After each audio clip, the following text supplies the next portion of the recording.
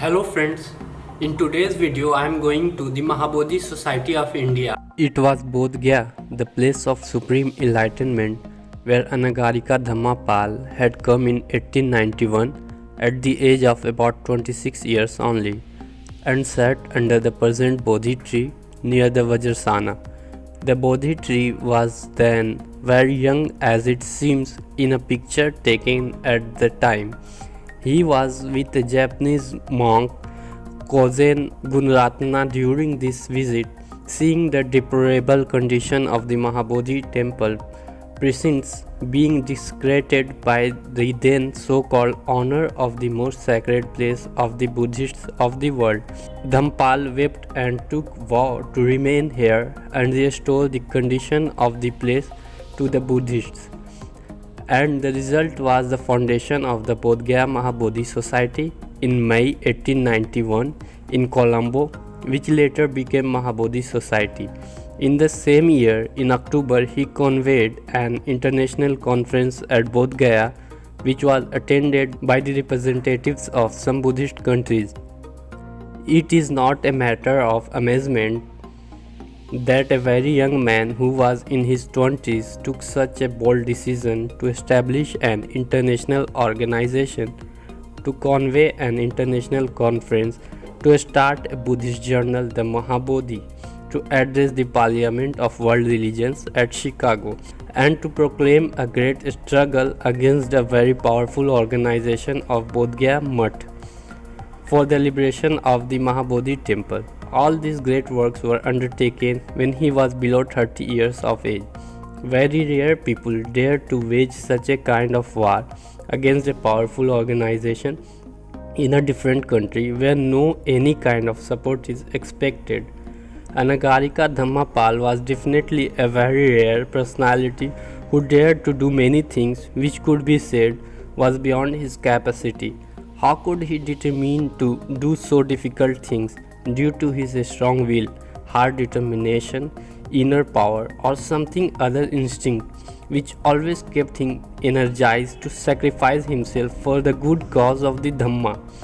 Anagarika Dharmapala said in his last days, "My goal, great desire, seem not going to be accomplished. May I be born again, become a bhikkhu, preach the Dhamma to Indians, millions, love and happiness to all." We think his many wishes have not been left unfulfilled.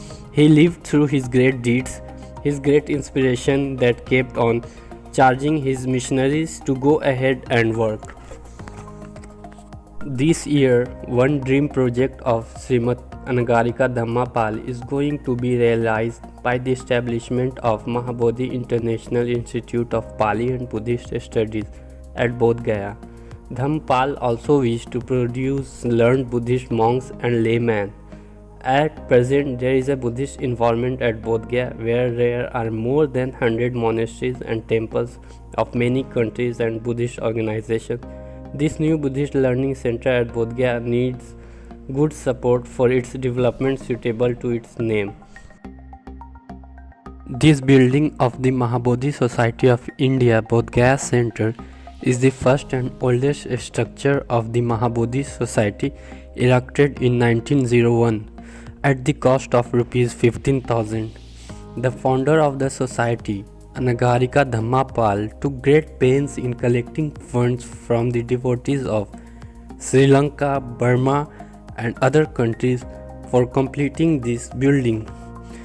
The hall of this Dharmshala building has been converted into Jaya Shri Mahabodhi Vihara in 2007. The founder of the Mahabodhi Society, Srimad Anagarika Dharmapala, had passed away on the 29th of April 1933 at Sarnath.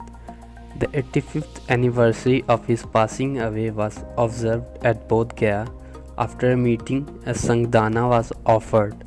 Flower banquets were offered at the statue of the founder.